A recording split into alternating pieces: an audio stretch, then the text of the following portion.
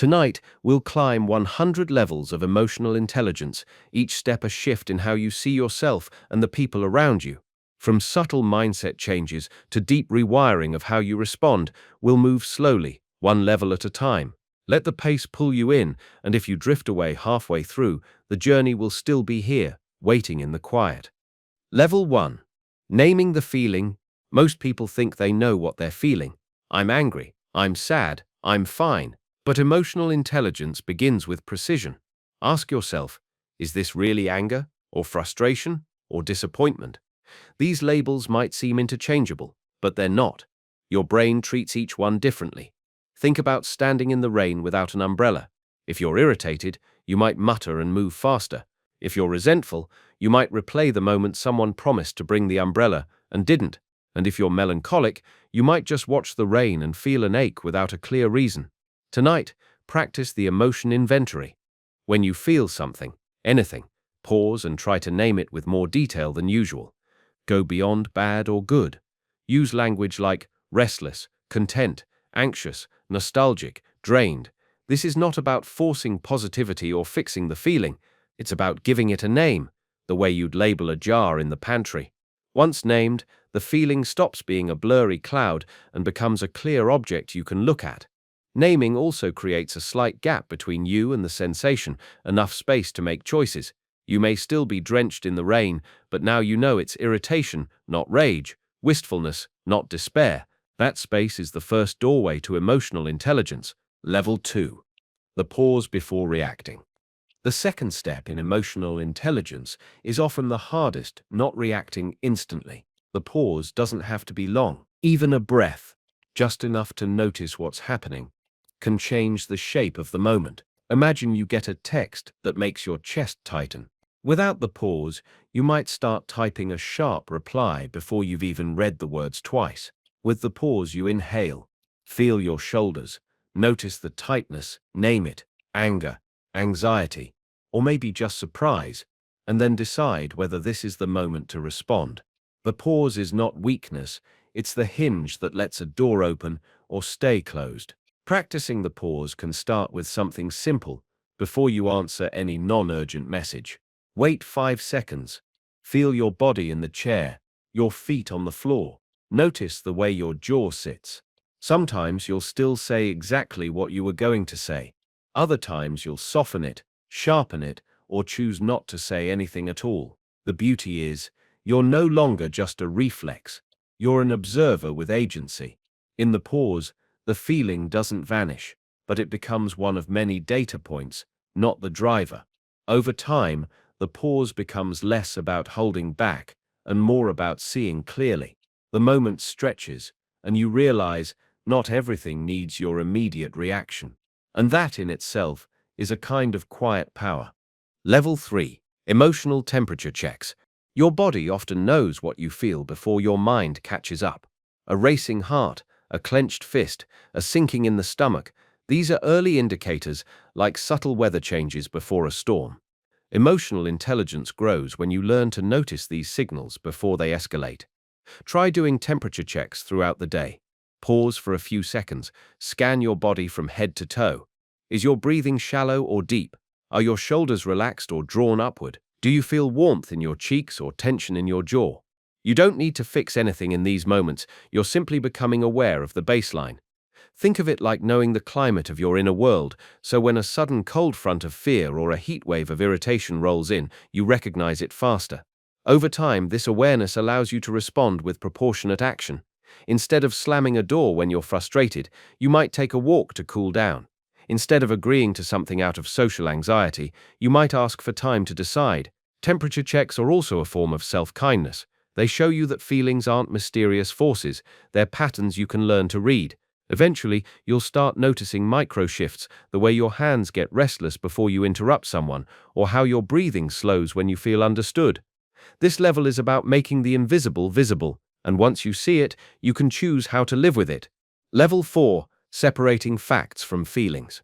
One of the most important skills in emotional intelligence is the ability to separate what happened from how you feel about what happened. Let's say a colleague cancels a meeting at the last minute. Fact: the meeting is cancelled. Feeling: you're annoyed. If you merge the two, they cancelled because they don't respect my time. You're building a story without proof. Our minds are excellent storytellers, but stories can trap us in spirals. The exercise here is to make two clear mental columns, the event in one, the emotions in the other. This isn't to diminish your feelings. Annoyance, frustration, or disappointment are valid, but recognizing the separation keeps you from mistaking emotion for objective truth. You might find that half your stress comes not from the event itself, but from the meaning you've layered onto it. In conversations, try practicing this separation out loud. I know the fact is X, what I'm feeling is Y. This communicates clarity, and it invites others to respond without defensiveness. Over time, this habit turns reactive situations into curious ones. Instead of "why are they doing this to me?" it becomes "why am I interpreting it this way?" That single shift can turn an emotional storm into manageable weather.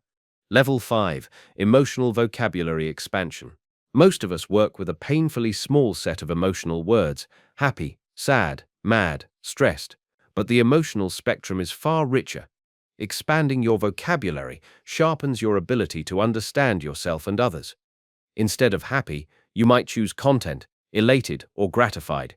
Instead of angry, you might choose indignant, irritated, or betrayed. Each word has its own flavor, intensity, and implication.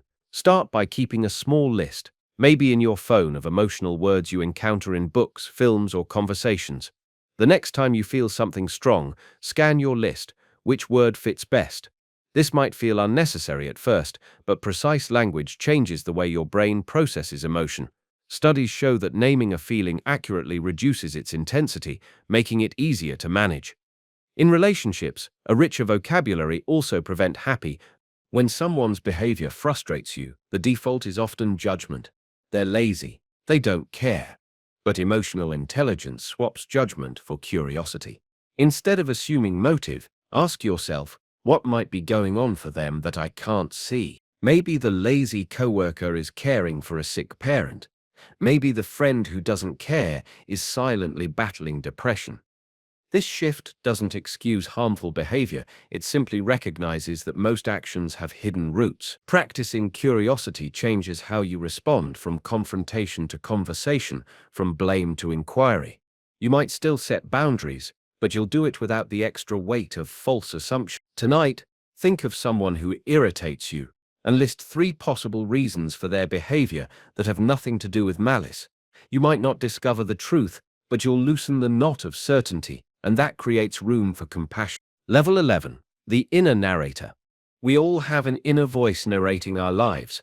Sometimes it's helpful, like a calm guide. Other times, it's critical, sarcastic, or fearful. Emotional intelligence means becoming aware of this voice without necessarily believing everything it says. Imagine you spill coffee on your shirt before a meeting. Your inner narrator might say, "You're so careless." That's not a fact, it's commentary. The skill here is to separate events from the narration, then consciously choose a more useful voice. "You spilled coffee" is a neutral fact. "You're human. It happens" is a compassionate narration. Tonight, notice your narrator's tone. Is it encouraging or undermining? If it's harsh, try switching to a softer one, not false positivity, but balanced truth. Over time, this shift can reduce unnecessary self-criticism and create a steadier emotional baseline. The inner narrator will still speak, but you'll be the editor. Level 12. Recognizing emotional contagion. Mood spread. Spend an hour with someone anxious, and you might feel tense without knowing why. This is emotional contagion, and it happens constantly. Emotional intelligence means noticing when your mood changes after being around others. Ask yourself, did this feeling start with me, or did I catch it? If you realize it's borrowed, you can choose whether to keep it. This awareness is especially important in workplaces, families, or friend groups where stress runs high. One way to protect yourself is through grounding. Literally feeling your feet on the floor, taking slow breaths, and recalling your emotional state before the interaction. This keeps you from becoming an emotional sponge. You can still empathize without carrying the entire weight of another person's state. Level 13. The window of tolerance. Everyone has a window in which they can think clearly and handle emotions without becoming overwhelmed. Outside that window, We either become hyper-aroused, anxious, angry, panicked, or hypo-aroused, numb, shut down. Emotional intelligence involves knowing your own window and spotting when you're leaving it. Signs of hyperarousal include racing thoughts, shallow breathing, and a sense of urgency. Signs of hypoarousal include zoning out, heaviness, or mental fog. The skill is to expand your window over time through practices like deep breathing, mindfulness, and self-regulation so you can stay steady in more situations. When you feel yourself slipping out of the window, pause, do something grounding, and re-enter. This prevents reactive decisions and helps you handle emotional spikes with stability. Level 14. Differentiating urgency from importance. Strong emotions often create a false sense of urgency. A text that frustrates you feels like it must be answered immediately, but urgency is not the same as importance. Emotional intelligence means recognizing when your body's alarm bells are disproportionate to the situation. Ask, will this matter in an hour, in a day, in a year? Often, the answer shrinks the perceived urgency. This space allows you to respond intentionally rather than impulsively. By slowing down in moments of false urgency, you protect relationships from heat-of-the-moment reactions and preserve your own mental clarity. Level 15. Listening for what's not said. In conversations, we tend to focus on words, but emotional intelligence tunes into tone, pace, pauses, and body language. Someone saying "I'm fine" with clipped words and tense shoulders is likely not fine. Listening for what's unsaid helps you understand deeper emotional currents without making the other person spell them out. This skill requires quiet observation. Soften your focus. Watch facial expressions, note shifts in energy. You're not trying to catch someone in a lie, you're tuning into the full message. This awareness can make your responses more empathetic because you're addressing both the spoken and unspoken realities. Level 16. The name, claim, tame approach. When a strong emotion hits, it can feel like being caught in a riptide. The name, claim, tame method offers a way to navigate it. First, name the emotion. I'm anxious. Second, claim it.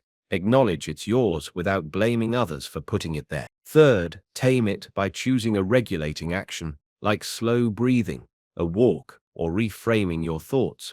This sequence shifts you from being swept away by emotion to actively steering through it. The steps are simple, but the practice is powerful, especially in moments when your first instinct is to react without thinking. Level 17. Emotional anchors. An emotional anchor is something that reliably brings you back to a grounded state. It might be a song, a scent, a memory, or a place. Emotional intelligence involves knowing your anchors and using them intentionally. For example, if you feel scattered before a presentation, listening to a certain track might center you. Over time, simply thinking about your anchor can trigger calm. The trick is to practice with the anchor when you're already calm, so your body learns to associate it with stability. That way, in stressful moments, the anchor works more effectively. Level 18. Avoiding emotional dumping. Sharing your feelings is healthy. Unloading them without awareness can strain relationships. Emotional dumping is when we pour out every frustration without considering the listener's capacity. Emotional intelligence means recognizing when you're venting to release pressure versus seeking constructive conversation. Before you share, ask, does this person have the bandwidth right now? Can I frame this in a way that invites dialogue instead of just transferring my emotional load? This awareness keeps your connections from becoming one-sided emotional outlets. Level 19. Reframing negative emotions. We often label emotions like anger, sadness, or fear as bad, but emotional intelligence reframes them as signals. Anger might point to a boundary being crossed. Sadness might highlight a loss that matters. Fear might signal a real or perceived threat. When you stop treating these emotions as enemies, you can use them as guides. The goal isn't to eliminate discomfort, but to understand what it's trying to tell you. This shift transforms your relationship with your own feelings from avoidance to curiosity. Level 20. The power of emotional debriefing. After an intense experience, an argument, a big event, or even a joyful surprise, taking time to debrief with yourself strengthens emotional intelligence. Ask, what did I feel? Why? How did I respond? What could I do differently next time? This is not about self-criticism. It's about learning. Just as athletes review game footage to improve, emotional debriefing helps you refine your responses over time. It turns every emotional moment into a small step toward mastery. Level 21. Identifying emotional triggers. An emotional trigger is anything that provokes an intense emotional reaction, often out of proportion to the current situation. These triggers are like hidden tripwires in your mind, sometimes buried so deep you only notice them when you've already reacted. Emotional intelligence means mapping these triggers so you can recognize them early. Start by thinking about situations that consistently make you feel defensive, anxious, or angry. Maybe it's being interrupted mid-sentence or someone showing up late. Ask yourself, what story do I tell myself when this happens? Being interrupted might trigger a feeling of being invisible. Lateness might trigger a fear of not being valued. Identifying the deeper layer beneath the surface irritation helps you respond differently. Instead of snapping at someone for being late, you might communicate your need for reliability in calm terms. Awareness doesn't erase the discomfort, but it gives you choice. You can step back, breathe, and decide whether this moment is really about the present or about an old wound being touched. Over time, noticing your triggers turns them from landmines into signposts. They tell you where to tread carefully and where healing might be needed. Level 22. Recognizing mixed emotions. Many people think emotions are singular. You're happy or you're sad, but often we feel two or more emotions at once, and they can be in conflict. You might feel proud of a friend's success while also feeling jealous. You might feel relieved that a stressful project is over, yet strangely empty without it. Emotional intelligence is the ability to sit with these contradictions without forcing them into a single label. The practice here is to name both or all emotions when you feel them. Say to yourself, I feel both grateful and resentful right now. This honesty removes the pressure to pick one feeling and allows you to acknowledge the complexity of human experience. In relationships, expressing mixed emotions can prevent misunderstandings.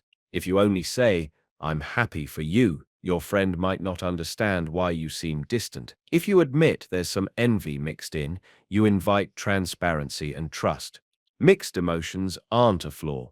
They're a sign you're aware of multiple layers of your inner life. And that depth is the soil where emotional intelligence grows. Level 23. The check-in question. A simple yet powerful emotional intelligence tool is the check-in question, what do I need right now? Ask it quietly in your mind whenever you feel uneasy, distracted, or tense. The answer might be physical, water, rest, movement, or emotional, reassurance, space, expression. Too often, we rush to fix our feelings without identifying the true need. For example, stress might send you scrolling on your phone, but the underlying need could be human connection. The act of pausing to ask interrupts autopilot and puts you back in touch with yourself. Even if you can't meet the need immediately, acknowledging it is validating. Over time, this question becomes a habit, guiding you toward healthier responses and away from quick, numbing distractions. Level 24. Choosing response over reaction. Reactions are instant, responses are chosen. The difference lies in the space between stimulus and action. Emotional intelligence thrives in that space. When someone says something hurtful, the reactive impulse might be to snap back. But if you pause, sometimes just for one slow inhale, you open the door to a different choice. This doesn't mean you always take the high road. Sometimes a firm boundary is the right response, but the choice is conscious, not compulsive. To build this skill, practice delaying your reactions in low-stakes situations when someone cuts you off in traffic. When a package arrives late, this strengthens the mental muscle you'll need for higher-stakes moments. Responses shape relationships. Reactions often shape regrets. Level 25. Emotional granularity in others.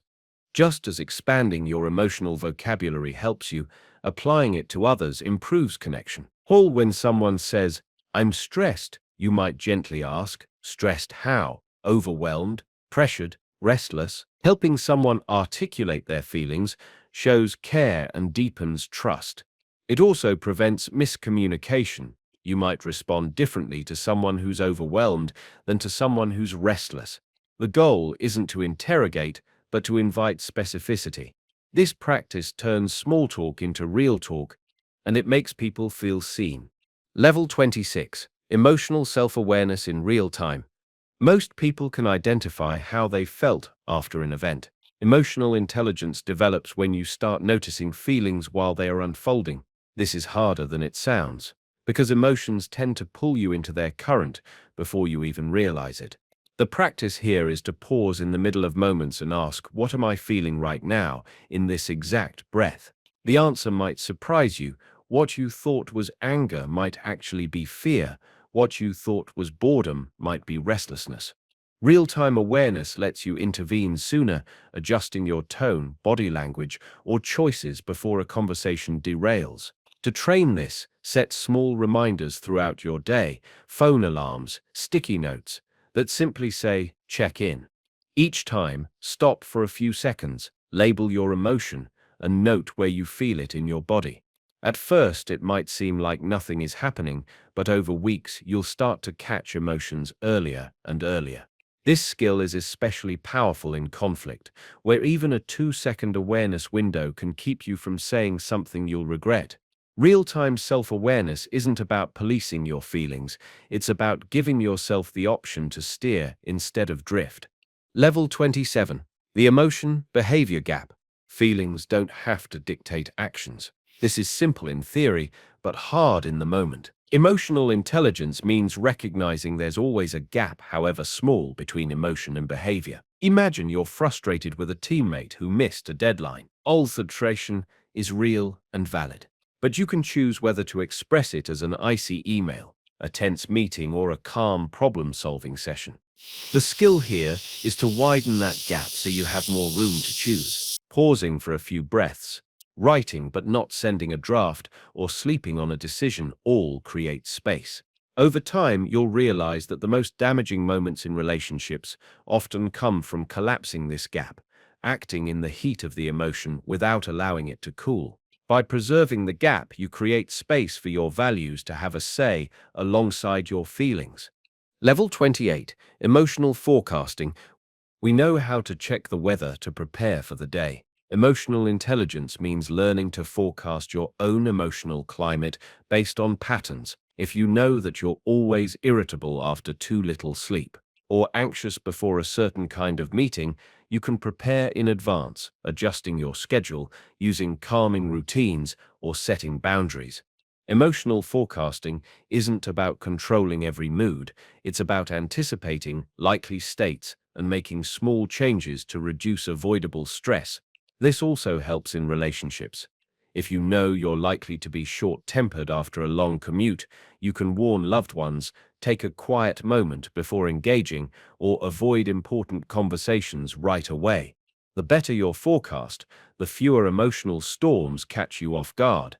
Level 29. Practicing discomfort without overwhelm.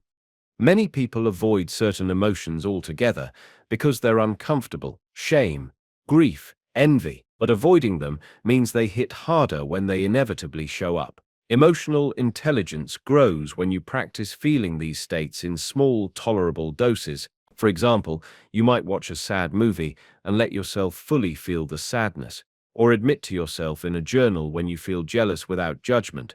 These mini exposures build resilience, just like lifting light weights before heavier ones. Over time, you'll learn you can sit with discomfort without being swallowed by it. This makes real-life challenges less destabilizing and helps you respond to others' pain without shutting down. Level 30. The emotional debrief in relationship.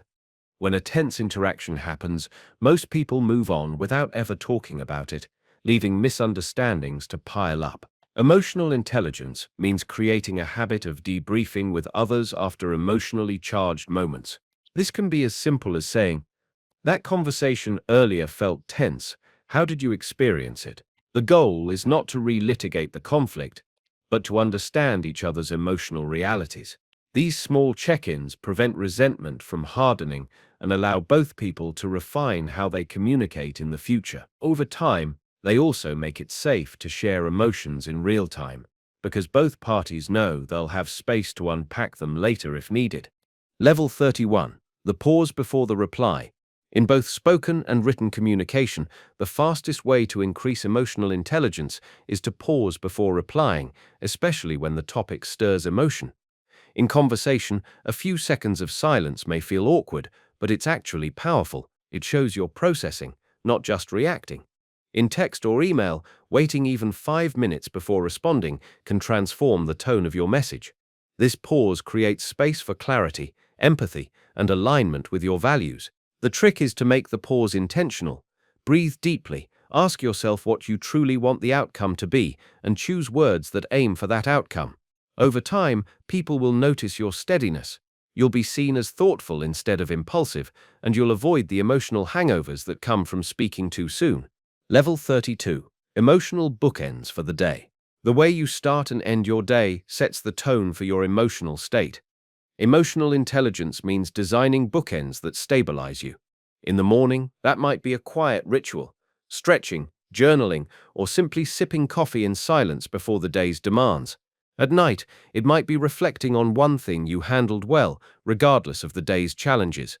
These bookends act like anchors in a sea of unpredictability. Even if the middle of your day is chaotic, the steady start and close give your nervous system a sense of rhythm and safety. Over weeks and months, this habit can reduce baseline stress, making you less reactive overall. Level 33. Noticing emotional drift. Sometimes emotions shift gradually, so slowly you don't notice until you're far from where you started. This is emotional drift, like a boat pulled by a current. You might start a day feeling calm, then by afternoon you're tense without any single triggering event. Emotional intelligence means checking in periodically to catch the drift early. A quick mental scan, how am I feeling now compared to this morning, can help you course correct. Maybe you need to take a walk, drink water, or reset expectations before a meeting. Left unchecked, drift can cause you to react strongly to small things because the build-up went unnoticed. Level 34. The mirror of emotion. People often mirror the emotions they see in others without realizing it. A friend's excitement lifts your mood. A colleague's irritation makes you tense. Emotional intelligence involves noticing when you're mirroring and deciding if you want to. In some cases, mirroring builds connection. In others, it pulls you into unnecessary stress. You can acknowledge someone's frustration without taking it on. I can see this is frustrating for you. Instead of matching their tone, this conscious mirroring or intentional non-mirroring lets you stay grounded in your own emotional state while still being present for others. Level 35. Recognizing emotional shortcuts. The brain loves shortcuts, and with emotions, that often means labeling quickly, I'm mad or I'm fine, but shortcuts can be misleading. You might think you're mad when you're actually hurt, or say you're fine when you're anxious. Emotional intelligence is about slowing down enough to question those first labels. Ask, is this the real feeling or just the one that comes to mind first? You might discover layers you didn't expect, which can change how you handle the situation. Slowing down this labeling process is like zooming in on a blurry image until it sharpens, you see more, and you act with more precision. Level 36. Owning your emotional temperature. We all have emotional temperatures, a baseline that can run warm, cool, or somewhere in between. Emotional intelligence is knowing your own and adjusting it intentionally. If you tend to run hot, quick to react, cooling practices like deep breathing or taking short breaks can help. If you run cold, slow to express, warming up might mean speaking sooner or sharing more openly. By owning your temperature, you prevent it from being dictated solely by circumstances or other people's moods. This creates a more consistent emotional presence that others can rely on. Level 37. The power of pre-commitment. Sometimes the best emotional decisions are made before the moment arrives. Pre-commitment means deciding in advance how you want to respond in certain situations. For example, if I get negative feedback, I'll thank the person before responding. Or if someone interrupts me, I'll calmly say, let me finish my thought. These small scripts act as anchors in moments when emotions might otherwise take over. Pre-commitment isn't about removing authenticity. It's about protecting yourself from reactive impulses that you know, from experience, you might regret. Level 38. Separating fact from story. Every emotional experience has two parts, the raw fact and the story we tell about it. A fact might be, they didn't text me back today. The story might be, they're ignoring me because they're angry. Emotional intelligence is the ability to hold the fact and question the story. This doesn't mean dismissing your feelings, it means checking whether they're built on confirmed information or assumptions. Often the story is what intensifies the emotion. By separating them, you can respond to the reality instead of reacting to your interpretation alone. Level 39. Emotional calibration. Just like a compass needs recalibration, so does your emotional sense. Sometimes your reaction is too strong or too mild for the situation, and emotional intelligence means noticing the mismatch. If you're furious over a small inconvenience, ask why it's hitting so hard. If you feel nothing about a big event, consider whether you're numbing out. Calibration doesn't mean suppressing, it means adjusting until your response fits the reality. This keeps your relationships balanced and your own inner life honest. Level 40. Gratitude as emotional counterbalance. Gratitude is often presented as a cure-all, but its real power in emotional intelligence is as a counterbalance. Strong emotions like frustration or disappointment can narrow your focus until all you see is what's wrong. Pausing to name something you're grateful for doesn't erase the problem, but it widens your view. This can prevent emotions from tipping into extremes. The practice works best when it's specific. I'm grateful for how my coworker explained that process, not just I'm grateful for my job. Specificity roots gratitude in reality, making it a grounded counterweight to whatever else you're feeling. Level 41. Emotional micro-recoveries. We often think recovery has to be big, like a weekend off or a long vacation. But emotional intelligence recognizes the value of micro-recoveries. Small, deliberate pauses that reset your emotional state during the day. A micro-recovery might be 2 minutes of slow breathing after a stressful meeting, a short walk to clear your head, or simply closing your eyes at your desk to notice your heartbeat. These are not distractions, they're interventions for your nervous system. Without them, stress accumulates like debt. Over time, practicing micro-recoveries keeps your baseline steadier, which means you have more resilience when larger challenges come. Think of them as emotional pit stops. You don't wait until the tank is empty before you refuel. Level 42. The double perspective technique. When emotions run high, they tend to narrow your perspective to your own point of view. The double perspective technique expands your lens. First, articulate your own perspective in detail. What you think, what you feel, and why. Then, without sarcasm or defensiveness, articulate the other person's perspective as if you believed it completely. This forces your mind to explore their emotional logic, even if you disagree. Emotional intelligence isn't about agreeing with everyone, it's about understanding enough to respond thoughtfully. Sometimes, when you can explain another person's stance better than they can, the tension dissolves because they feel truly heard. Level 43. Disentangling emotion from identity. It's easy to let emotions become part of your identity. I'm an anxious person. I'm short-tempered. Emotional intelligence means seeing emotions as experiences, not definitions. You feel anxious, you are not anxiety itself. This shift is subtle but powerful. It creates space to change. When you see emotions as transient, you can work with them instead of resigning yourself to them. A storm passing through doesn't change the landscape beneath it. In the same way, a temporary emotional state doesn't define your entire character. Level 44. Practicing emotional discretion. Not every feeling needs to be shared in every context. Emotional intelligence includes discretion, the ability to choose the right time, place, and audience for sharing. Blurting out your frustration in a crowded meeting might undermine your credibility, whereas waiting for a private conversation could lead to resolution. Discretion isn't suppression, it's strategy. It's knowing that when and how you express yourself can determine whether your message lands or is dismissed. This skill earns trust because people know you're intentional with your words and emotions. Level 45. Anticipating emotional impact. Before saying something, pause and imagine its emotional impact. This doesn't mean silencing your truth, it means crafting it for effectiveness. Will your words motivate or deflate? Will they open dialogue or close it? Emotional intelligence involves rehearsing the likely reaction, not to manipulate, but to communicate in a way that aligns with your purpose. You might still choose to speak a hard truth, but you'll do it in a way that maximizes the chance it will be heard. Level 46. The emotional cooldown. After a high-intensity situation, whether it's a heated debate, a thrilling win, or a public speaking event, your nervous system stays revved up. Without a cool-down, you may misread neutral events as threatening or urgent.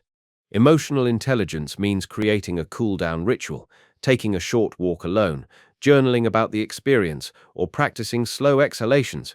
This prevents the adrenaline from spilling into unrelated parts of your day, where it might cause unnecessary tension or impulsive decisions. Level 47. Seeing patterns over episode. When you zoom in on a single emotional episode, it can feel unique and overwhelming. But zooming out often reveals a pattern. Maybe you've had 5 unexpected conflicts with a coworker in as many weeks. Maybe your stress spikes every Monday morning. Emotional intelligence looks for these patterns because once you see them, you can address root causes instead of firefighting symptoms. Recognizing patterns gives you leverage. You can predict, prepare, and sometimes prevent the next episode entirely. Level 48. Practicing emotional precision in language. How you describe your feelings shapes how you process them. I'm stressed might actually mean I'm overwhelmed because I have too many deadlines, or I'm anxious because I don't understand this task. Emotional precision makes solutions easier to find. Without it, you may apply the wrong fix, taking a break when you actually need clarity, or working harder when you really need rest. Expanding your vocabulary for emotions isn't pretentious, it's practical. It turns vague discomfort into specific insight. Level 49. Emotional neutrality in negotiations. Negotiations, whether for a salary, a project scope, or a household compromise, can trigger strong emotions. The challenge is to keep your emotional temperature low enough to think clearly, but not so low you become disengaged. Emotional neutrality means staying anchored to your objectives while remaining open to dialogue. You acknowledge emotions, yours and theirs, without letting them dictate terms. In practice, this might mean pausing before counteroffers, reflecting their concerns back to them, and steering the conversation toward shared goals rather than personal victories. Level 50. The emotional audit. Every few months, conduct an emotional audit. Review your most significant emotional experiences and what you learned from them. Which emotions dominated? Were they helpful or harmful? Which situations consistently brought out your best self? Which drained you? An audit turns vague impressions into clear data. Over time, you can see whether you're becoming more balanced, reactive, patient, or courageous. This reflection keeps emotional intelligence from being an abstract idea. It becomes a measurable part of your personal growth. Level 51. Emotional boundaries without guilt. Setting emotional boundaries often brings guilt, especially if you're used to being available to everyone. Emotional intelligence reframes boundaries as acts of respect for yourself and for others. When you communicate your limits clearly, you prevent resentment from building and allow relationships to remain healthy. The key is to express boundaries without blame. Instead of "you're exhausting me," say, "I need some quiet time to recharge." Over time, you'll find that boundaries don't push people away, they create sustainable connection. The guilt fades when you remember that a drained version of you isn't the best gift you can offer anyone. Level 52. Holding emotional space. Holding space means allowing someone to express themselves fully without trying to fix, judge, or redirect the conversation. It's a form of emotional generosity. When a friend shares frustration, you might be tempted to jump in with advice. Instead, try responding with presence, nodding, making eye contact, and asking clarifying questions. Emotional intelligence recognizes that people often find clarity by talking, and your role is to be a steady container for their feelings. Sometimes, the best help you can give is silence, patience, and trust that they can arrive at their own conclusions. Level 53. Recognizing emotional overload. There's a point where your emotional bandwidth runs out. Maybe it's after back-to-back intense meetings or after supporting several friends in crisis. Emotional overload makes you more likely to react impulsively and less likely to listen well. Emotional intelligence means spotting the signs early: fatigue, irritability, forgetfulness, and pausing before you commit to more. It's okay to say, "I want to give this conversation my full attention, but I can't right now. Can we talk tomorrow?" Protecting your bandwidth allows you to show up fully instead of half-present. Level 54. The assume positive intent filter. Misunderstandings often come from assuming the worst about someone's motives. Emotional intelligence flips that.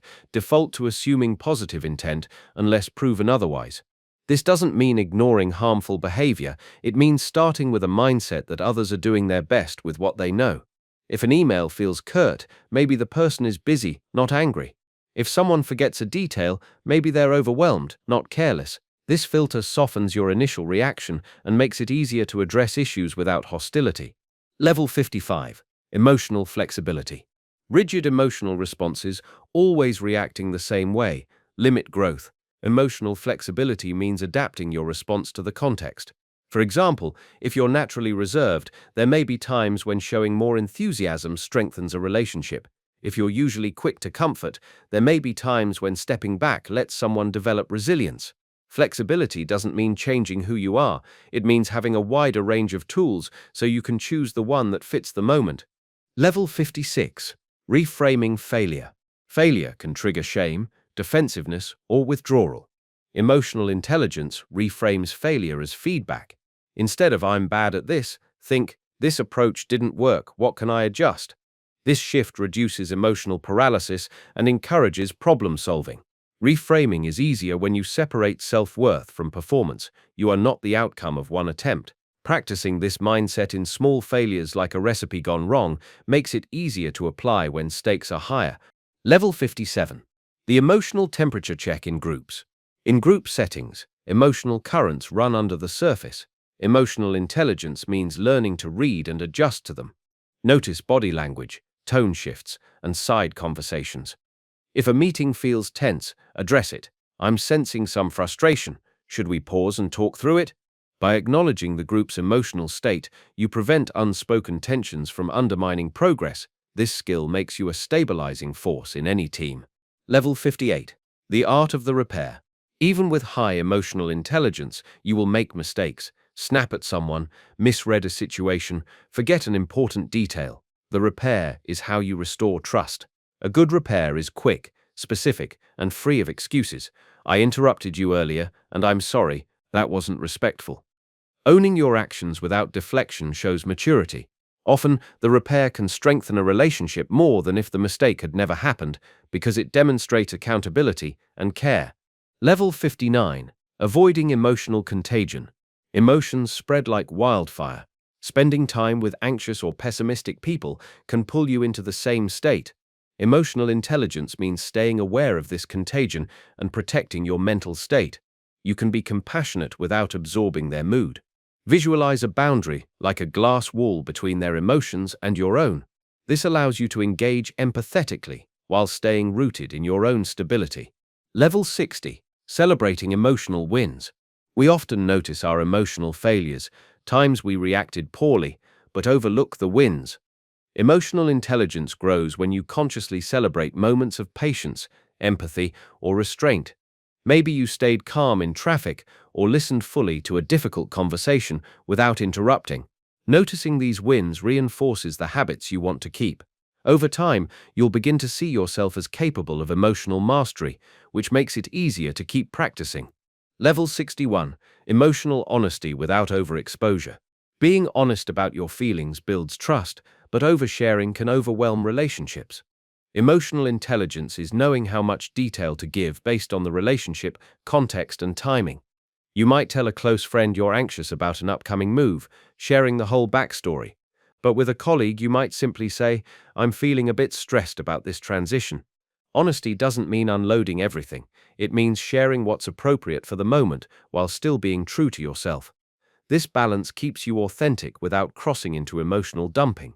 Level 62. The name it to tame it principle. Psychologists have shown that labeling an emotion reduces its intensity. Saying "I feel frustrated" engages parts of the brain that help regulate feelings. Emotional intelligence makes this a habit. When you notice a strong emotion, pause and name it. Go beyond the basics. Try to find the most precise word possible. Instead of angry, maybe it's resentful or disappointed. The more specific you are, the more insight you gain into what's really driving the feeling, which helps you decide how to respond instead of reacting automatically. Level 63. Differentiating between urgency and importance. Strong emotions can make everything feel urgent. Emotional intelligence means learning to pause and ask, "Is this urgent or just important?" Urgency often comes from anxiety or fear, pushing you to act immediately. Importance is about long-term value, which may require patience. Recognizing the difference prevents you from making impulsive choices in the heat of emotion and helps you focus on what actually matters in the bigger picture. Level 64. Emotional role awareness. In different relationships, you play different emotional roles: the comforter, the problem solver, the motivator. Emotional intelligence involves recognizing these roles and making sure they're balanced. If you're always the problem solver, you might struggle to receive support yourself. If you're always the motivator, you might ignore your own need for encouragement. Awareness allows you to shift roles consciously so you're not locked into patterns that leave you depleted. Level 65. Not taking emotional bait. Some people, intentionally or not, say things that provoke emotional reactions. Emotional intelligence means spotting the bait and choosing not to bite. This doesn't mean avoiding conflict, it means responding on your terms. If someone makes a passive-aggressive remark, you might address it calmly or let it slide if engagement would be unproductive. The goal is to stay in control of your emotional state instead of letting someone else set the tone for you. Level 66. Emotional preparation for known stressors. If you know a situation will be emotionally challenging, a tense meeting, a family gathering, prepare in advance. Emotional intelligence means rehearsing your boundaries, calming techniques, and possible responses ahead of time. This preparation reduces the likelihood of being caught off guard and allows you to respond with intention. Just like athletes visualize their performance, you can visualize staying calm, speaking clearly, and maintaining your composure. Level 67. The power of emotional neutral phrases. When tensions rise, emotionally neutral phrases can diffuse escalation. Statements like, "I hear you," or "let's slow down and figure this out," acknowledge the moment without adding fuel. Emotional intelligence is having these phrases ready so you can insert calm into heated situations. They give both you and the other person space to reset before continuing the conversation. Level 68. Recognizing second-hand emotions. Sometimes the emotions you feel aren't yours, they're absorbed from others. Spending time with an anxious friend might leave you tense, even if your own life is calm. Emotional intelligence is recognizing when an emotion originated externally. Ask yourself, was I feeling this way before that conversation? If not, you can consciously let the feeling pass instead of owning it as your own. Level 69. Emotional minimalism. Emotional minimalism means reducing unnecessary emotional clutter. This might mean avoiding gossip, limiting exposure to constant negativity, or simplifying your commitments. Emotional intelligence recognizes that your emotional energy is finite and you get to choose how to spend it. Minimalism doesn't mean ignoring complexity, it means focusing on what genuinely matters and letting go of noise that drains you. Level 70. The long view in emotional decisions. When emotions are high, it's easy to focus on immediate relief, sending the angry email, quitting on impulse, or making a purchase to feel better. Emotional intelligence steps back to consider the long view. Will this choice still feel right in a week, a month, or a year? This perspective often shifts your response, helping you choose actions that align with your deeper goals rather than short-term feelings. Level 71. Emotional resets after mistakes. When you make a mistake, it's tempting to replay it endlessly. Emotional intelligence means practicing a clean reset. This doesn't mean ignoring what happened, it means extracting the lesson, applying it, and then letting the mental loop go. One way to reset is to say out loud, "I've learned from this, I'm moving forward." This verbal marker signals to your brain that the moment is closed. Without resets, mistakes pile up in your mind like open browser tabs, each draining your attention and emotional energy. Closing them allows you to focus fully on what's next. Level 72. Choosing curiosity over judgment. Judgment shuts down emotional understanding. Curiosity opens it. When someone acts in a way that frustrates you, instead of defaulting to "they're careless" or "they don't respect me," try asking, "I wonder what's driving that." Emotional intelligence means replacing assumptions with questions. This doesn't excuse harmful behavior, it simply creates the space to see more than your first interpretation. Curiosity softens your own emotional stance and often reveals nuances that change how you respond. Level 73. Managing emotional crossfire. Sometimes you're pulled into conflicts that aren't directly about you, between co-workers, family members, or friends. Emotional intelligence means staying neutral without becoming passive. You listen to both sides, acknowledge their feelings, and resist the urge to take sides unless absolutely necessary. This role requires self-awareness because crossfire can trigger your own emotions. By grounding yourself first, you can act as a steadying presence instead of becoming another spark in the conflict. Level 74. The emotional echo effect. Strong emotional moments can echo long after they're over. A stressful morning argument might color your mood for the rest of the day, even during unrelated events. Emotional intelligence means noticing when an echo is influencing your reactions. You might pause and say, "This frustration is from earlier. I don't need to carry it here." By naming and containing echoes, you prevent one bad moment from cascading into a bad day. Level 75. Emotional endurance. Some challenges aren't about quick problem solving. They require staying steady over weeks or months. Emotional endurance is the ability to keep showing up without burning out. It's built through pacing yourself, finding small wins, and maintaining a broader perspective. Emotional intelligence means recognizing when a situation is a marathon, not a sprint, and adjusting your emotional energy accordingly. Level 76. The reverse gratitude exercise. Instead of only focusing on what you're grateful for, try recognizing what could be worse but isn't. This isn't about pessimism, it's about perspective. Emotional intelligence uses this to reduce unnecessary frustration.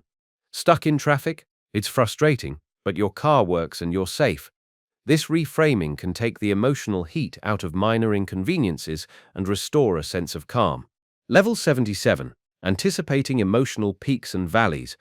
Some events predictably bring emotional highs or lows, holidays, deadlines, anniversaries. Emotional intelligence means preparing for them in advance. For peaks, you might plan how to savor and prolong the joy. For valleys, you might set up support systems or lighter schedules. Anticipation gives you a sense of control over emotional swings, making them easier to navigate. Level 78. Creating emotional buffer time. Rushing from one emotionally charged situation to another leaves no room for processing. Emotional buffer time is a deliberate pause between activities, especially after intense interactions. Even 5 minutes of quiet or a short walk can reset your mental state. Without this, emotions bleed into unrelated situations, sometimes causing misunderstandings. Level 79. Emotional self-validation. Instead of waiting for others to acknowledge your feelings, practice self-validation. It makes sense that I'm feeling anxious after that call. This doesn't mean you won't still appreciate outside validation. It means you don't rely on it exclusively. Emotional intelligence recognizes that being your own witness strengthens resilience and reduces dependency on external approval. Level 80. The one thing focus. In overwhelm, when emotions are tangled with overwhelm, the brain struggles to prioritize. Emotional intelligence means asking, what's the one thing I can do right now that would help most? Focusing on one action breaks paralysis, restores a sense of agency, and often reduces the emotional load enough to handle the rest. Level 81. Noticing emotional baseline shifts. Over time, your default mood may shift without you realizing it. Maybe you've been more irritable for weeks or calmer than usual. Emotional intelligence is noticing these shifts and asking what's contributing to them. Changes in sleep, relationships, work stress, or health. Awareness allows you to intervene early if the shift is negative or to reinforce habits that are creating a positive baseline. Level 82. Emotional role modeling. People learn how to handle emotions partly by watching others. Emotional intelligence is recognizing when you're modeling behavior, especially for children, employees, or peers. If you handle stress with calm, you're showing it's possible. If you react with panic, you normalize that too. This awareness can motivate you to embody the emotional habits you want to see in others. Level 83. Releasing the need to win every emotional exchange. Sometimes conversations become battles over who's right about a feeling or interpretation. Emotional intelligence means letting go of the need to win every emotional exchange. Winning may soothe your ego, but damage trust. Sometimes the better outcome is mutual understanding or simply preserving the relationship. This shift requires humility, but pays off in stronger connections. Level 84. Emotional contingency plans. Just as you prepare for practical emergencies, you can prepare for emotional ones. What's your plan if you feel panic in a meeting or sudden sadness during a social event? Emotional intelligence means having tools ready, like grounding techniques, exit strategies, or safe contacts to call. Planning ahead reduces fear of emotional overwhelm. Level 85. The emotional temperature taker. In conversations, check in during important conversations. How are you feeling about where this is going? Emotional intelligence uses these check-ins to prevent misalignment and keep dialogue productive. This keeps you from reaching the end of a conversation only to realize the other person shut down emotionally long ago. Level 86. Recognizing when you're not the best support. Sometimes the most emotionally intelligent move is stepping aside. You may care deeply, but you're not always the best person to help in a particular moment. Maybe your presence triggers more tension, or someone else has the right expertise. Recognizing this isn't weakness, it's respecting the other person's needs over your own need to feel useful. Level 87. The 24-hour emotional rule. When possible, wait 24 hours before acting on strong negative emotions. This delay often shrinks the intensity and gives you time to choose a response you won't regret. Emotional intelligence means knowing when time is your best ally. Level 88. Layering emotional support. Just as athletes have multiple forms of training, emotional resilience benefits from multiple forms of support: friends, therapy, routines, creative outlets. Relying on only one source makes you vulnerable if it's unavailable. Emotional intelligence builds a diverse support network, so no single loss destabilizes you entirely. Level 89. Emotional unsubscribes. You can unsubscribe from emotional drains just like you unsubscribe from spam. This might mean muting certain conversations, limiting exposure to people who constantly complain, or stepping away from toxic online spaces. Emotional intelligence recognizes that you control what emotional content you consume. Level 90. Respecting emotional processing speeds. People process emotions at different rates. You might recover from an argument in an hour. Someone else may need days. Emotional intelligence respects these differences and doesn't rush others or yourself through emotional processing. Level 91. Using emotional anchors. An emotional anchor is something that reliably brings you back to a steady state. Music, a photo, a scent. Emotional intelligence means knowing your anchors and keeping them accessible, especially in stressful times. Level 92. Accepting emotional paradoxes. You can feel grateful and sad at the same time, or excited and anxious. Emotional intelligence accepts that emotions can coexist without canceling each other out. This acceptance reduces inner conflict and makes it easier to navigate complex situations. Level 93. Emotional first aid. When someone is in acute distress, emotional first aid focuses on stabilizing them rather than solving everything. This might mean listening, offering comfort, or helping them feel safe. Emotional intelligence knows that deeper problem-solving can come later, once the immediate emotional wound has been tended to. Level 94. Avoiding emotional absoluting. Words like always and never rarely help in emotional conversations. You never listen shuts down dialogue. Emotional intelligence means replacing absolutes with specifics. I felt unheard in that meeting. Specifics open doors, absolutes close them. Level 95. Emotional recharge activity. Different activities recharge different emotional states. Laughter, creativity, solitude, or movement can all serve as recharges. Emotional intelligence is knowing which to use, depending on your current state. Level 96. Recognizing emotional overinvestment. Sometimes you care so much about an outcome that your emotions become tied to it in unhealthy ways. Emotional intelligence means recognizing when you're overinvested and stepping back to regain perspective. Level 97. Protecting joy. Joy can feel fleeting, and sometimes people downplay it to avoid disappointment. Emotional intelligence means protecting joy, allowing yourself to fully feel it, share it, and remember it, without waiting for it to be ruined. Level 98. Emotional decoupling from outcomes. You can control your effort, but not always the result. Emotional intelligence means separating your sense of worth from outcomes, so you can engage fully without being crushed if things don't go as planned. Level 99. Recognizing emotional milestones. Just like birthdays mark years, you can mark emotional milestones, times you handled something better than you would have in the past. Acknowledging these reinforces growth and motivates further practice. Level 100. Emotional legacy. Emotional intelligence isn't just for your benefit, it's part of what you leave behind. The way you handle emotions shapes how people remember you and how they handle their own. Ask yourself, what emotional legacy do I want to leave? Living with that in mind can guide your choices every day.